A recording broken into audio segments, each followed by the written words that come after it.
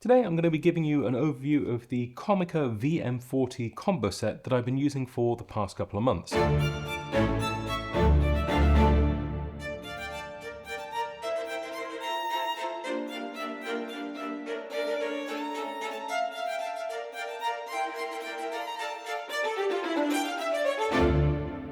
Now, as with all of my reviews on this channel, this is going to be focused on my experience with the product and not necessarily diving into empirical testing. So it's more what I've used it for, how I found it, and then if I think it's suitable and if it's a good product, that will all be covered.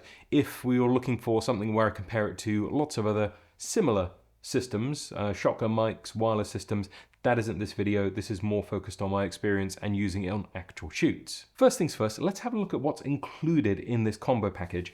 The case is actually really nice, and what I do enjoy about this is that you actually get a proper solution for storage. It can fit everything in. You've got this big fluffy, it actually comes packed like this, so it's a little bit more compact when you get it, and when you undo it, it does start to take up a little bit more space. That's why I haven't undone this one yet, because to be honest, I haven't needed to, so I've kept that packed up.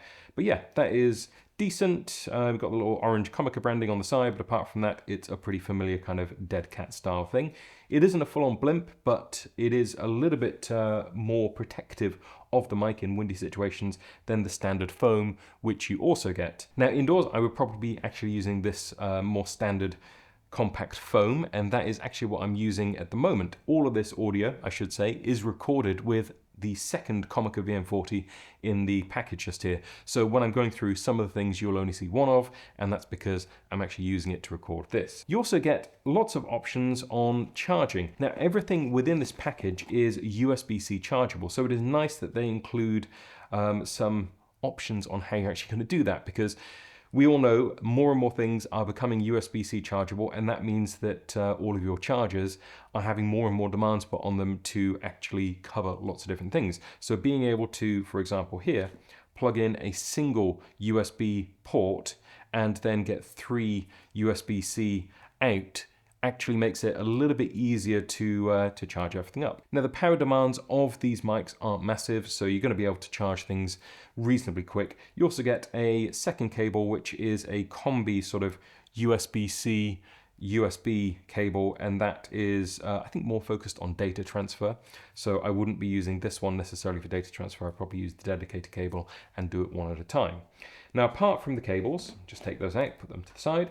You also get a little 3.5 to 3.5 coiled cable, and that is so that you can take either the transmitter or one of the mics directly into your camera or audio recorder, depending on how you're doing it. We'll get into a little bit how that works and the different options that they do have. There's another option which I haven't undone, but it's got a TRRS, and that is if you wanted to go into, say, a mobile phone that has that kind of connector. And you get the instruction manual. I haven't actually opened or looked at that, but it is there, so you can if you want.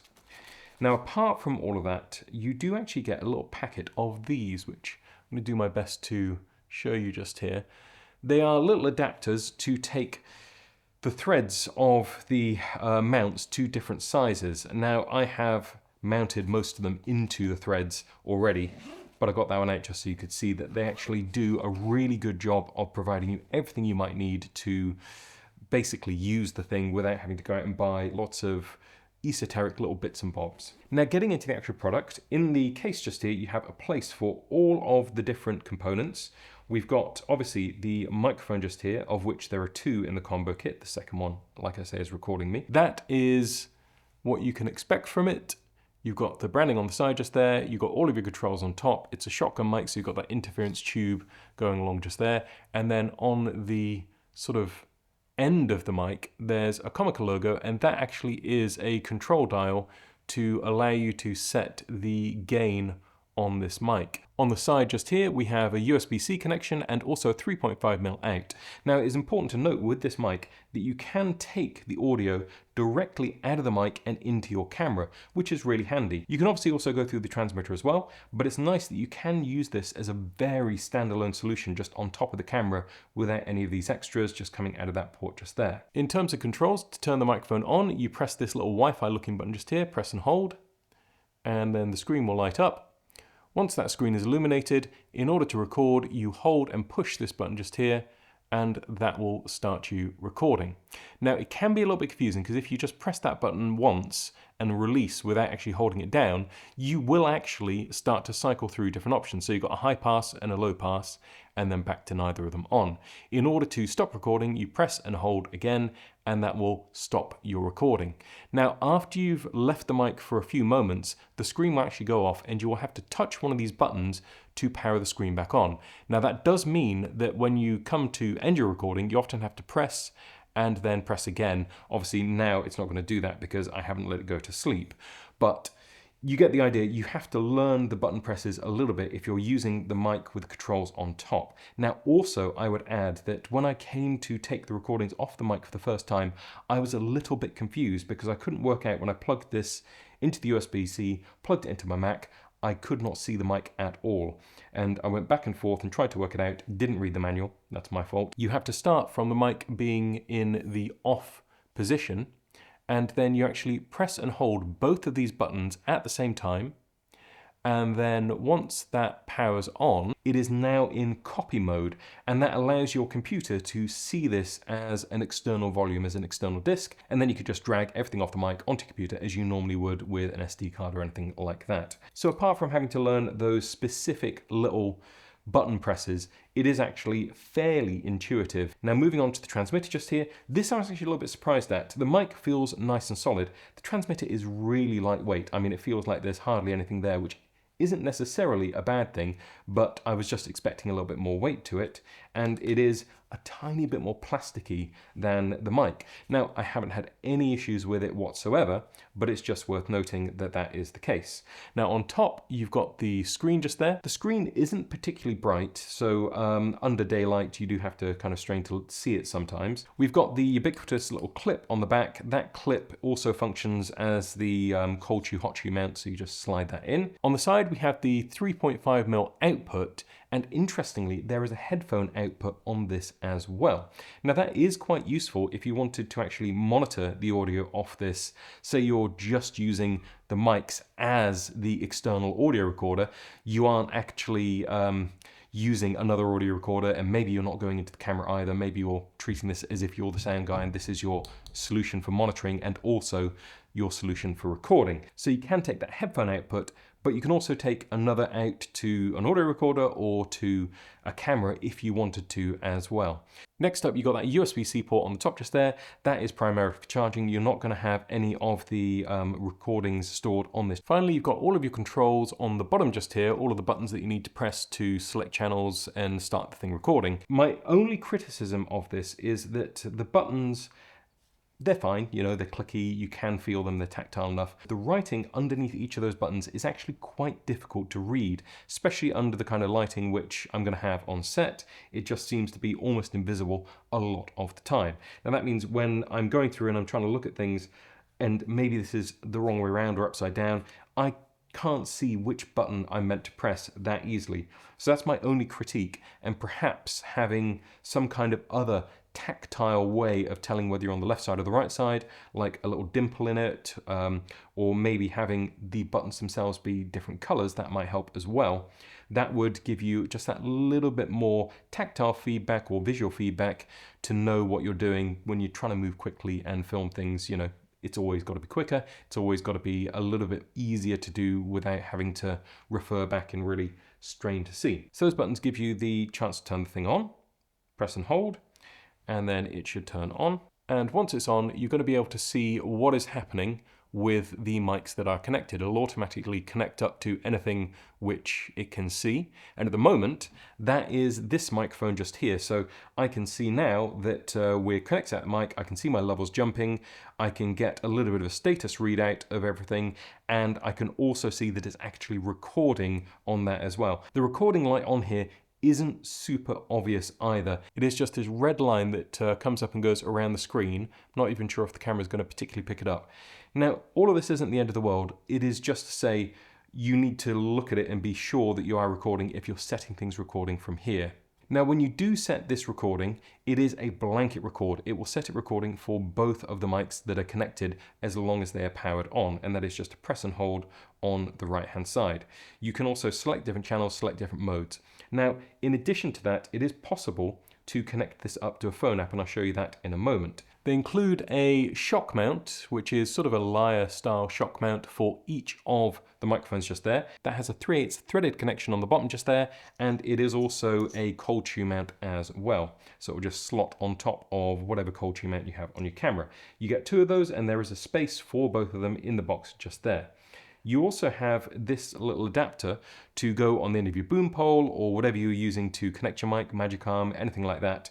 And that will allow you to get a little bit of tilt control onto it as well. So that would just go into the bottom of that just there. In fact, just show you how it goes. So you just thread this into the bottom, and then it will allow you to position your mic a little bit more easily without having to angle the boom at a weird angle, hold it really high.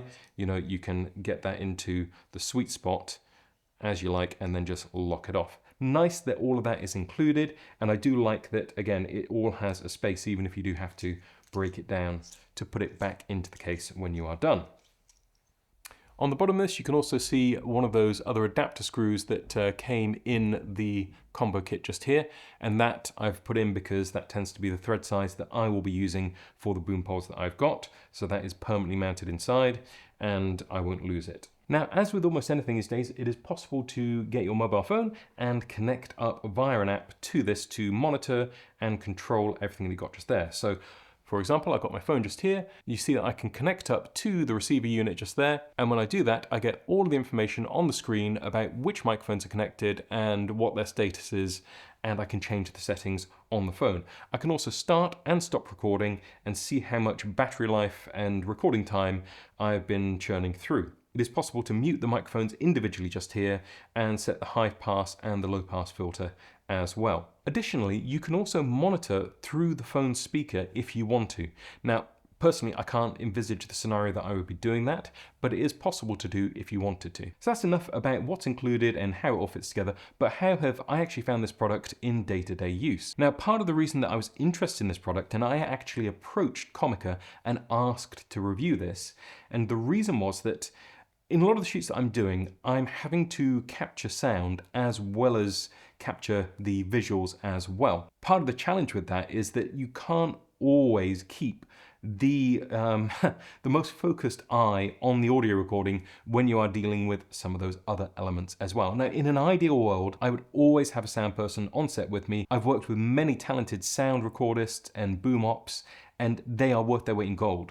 But the brutal fact is that on a lot of the shoots that I'm doing, I just don't have access to that, and the production hasn't budgeted for that, no matter how worthwhile I think it actually is. Because I don't have all of my attention on the audio, I want to make sure that whatever I'm doing, the audio is actually working and sounding good. One of the biggest things which is going to destroy the audio is having it clip. So the internal 32-bit recording on this is actually really appealing for me. The other thing that's going to destroy a recording is if the transmission from the transmitter to the receiver gets interference, drops out, all of those kind of things. We've all heard it. We've probably all experienced it. It is not ideal. In that scenario, having the internal 32-bit audio, that actually is my safety net. I know that I'm recording on the mic. I know that that's not going to clip in any scenario which I'm likely to encounter.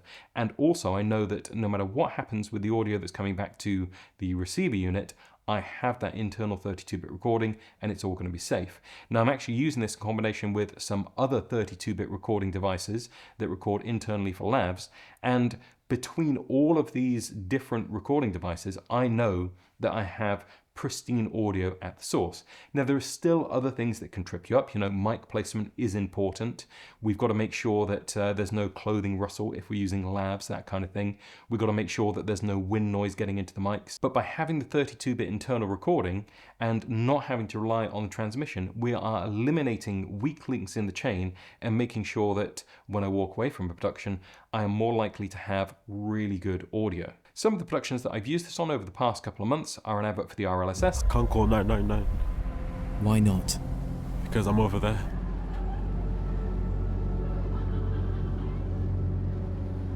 Because I never walked you home.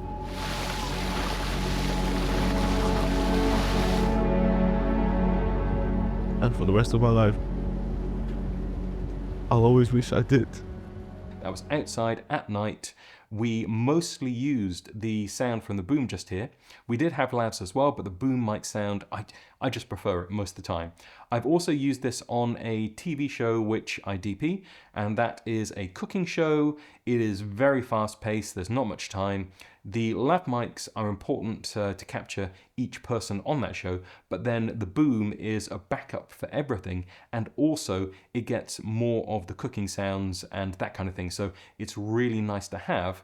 And before this, I don't feel like we really did the boom justice, but using it in this way with the 32-bit float really adds something to that production. I've used it on several interview shoots, and I think that's where it really shines. No cables, no wires, it just connects up. You don't even necessarily need to have the receiver unit connected to your camera. And in fact, that's what I'm doing right now, because I wanted to be able to show all of this stuff on camera. So I have got the mic recording just here, and I'm recording scratch audio on the Canon C70. So these two aren't getting the same signal, but I can just sync that in post. Now, it's another thing to do, but it definitely is possible. And in fact, with all of the YouTube videos that I've been working on over the past couple of months, I have been using this as my preferred method of recording audio. So if you've been watching my videos, chances are it was recorded with the VM40. In fact, you can go back and you can watch, and you can see the point at which I changed from using a lav mic to using the VM40. I am going to try and make this a pretty quick video. It is a preemptive Black Friday deal video. A solid all-metal f/0.95 lens for under £300. Is this too good to be true? And I think the sound is much better with the VM40. I much prefer it. So far on those productions, I've only really listed positives of using this system. Have I bumped into anything which I thought could have been a bit better? Well, apart from the legibility of some of the writing and the button presses that you need to get used to, I think my biggest hurdle with this system is that there's no way of syncing timecode. Now, this is the case on a few different wireless systems, and there are ways around it, but this one doesn't actually have internal timecode generation of any type that you can output and jam sync another timecode system to. Now, for some people, this might just be completely alien talk that I'm going through at this point, but if you're using a system and you have multiple cameras and you have multiple audio sources, over the course of a day, if you're stopping and starting recording, syncing all of those up can become a real chore in post-production. If you use timecode, everything is synchronized, so when you drop it into your editing software, almost whatever editing software you use, you are going to be able to synchronize everything to that timecode, and it should just all marry up. Now, the nearest that I've been able to get to timecode sync on this is by going into the app just here and setting everything to the device time. So by going into that, sync to device, pressing this button, confirm, and then syncing everything to the iPhone's internal clock. And that isn't a terrible solution in some ways, but it also doesn't give me a way of syncing my Canon C70 perfectly to the mic just here. Now, what you can do is sync this to your device's internal clock, and then if you have another system which can sync to your iPhone or iPad or whatever internal clock, and that can jam sync timecode to your camera, then you can sort of get around it. It's a little bit of a hack, and it isn't a perfect solution in any number of ways. Now, this might not be an issue for you whatsoever, because you might just be taking the audio from the microphone directly into your camera. You might be taking the audio from the receiver unit directly into your camera, and then just doing one sync in post with the camera and the 32-bit float audio. Maybe you only hit record once, like on a long video like this, I'm only hitting record once, so it's one sync to do, very easy, and in that scenario, not an issue. However, if you're recording over multiple days, doing a documentary, and you're stopping and starting recording, you're going to have a lot of media to sync up. So trying to work out how you would deal with that ahead of time is going to be important if you're approaching things in that more professional scenario where you do have all of those different devices to sync up. But I don't think that that is a deal breaker for me for this particular product, because the price point is so competitive with this. I mean, it's sub £400 in the UK to get all of this, well sub £400. And for that, you are getting 2 shotgun mics, you're getting the receiver, you're getting everything that you see in this combo kit, and that is enough to get you up and running. You don't even need an audio recorder these days. You can just go with this, and that can be your solution. And it's actually a really decent solution. Something else to touch on very briefly, although I really like this setup, and I genuinely do, I think this is one of the best pieces of equipment that I've got over the past couple of months, because it just solves so many different problems for me. Although I'm saying that, there's a challenge with this, which is that everything has an internal battery. Now that is a positive and a negative. The internal battery on this has been fantastic. Pretty much any shoot day, I can rely on this not needing to be charged at all. It will get me through the entire day. But at a certain point, the internal battery in this microphone and in this receiver unit will start to deteriorate and they will start to fail. And it doesn't feel particularly user replaceable. Now I know that Curtis Judd, and he does great videos on very audio specific things.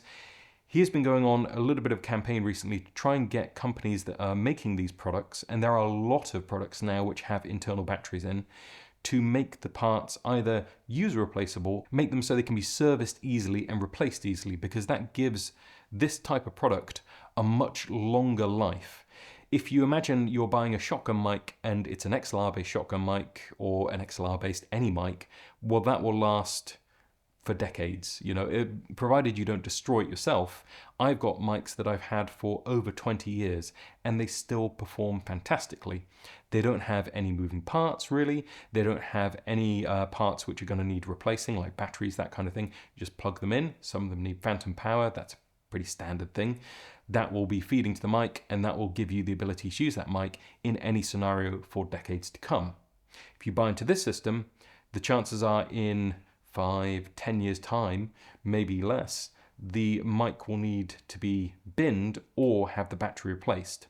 Now, I'm not advocating a disposable product.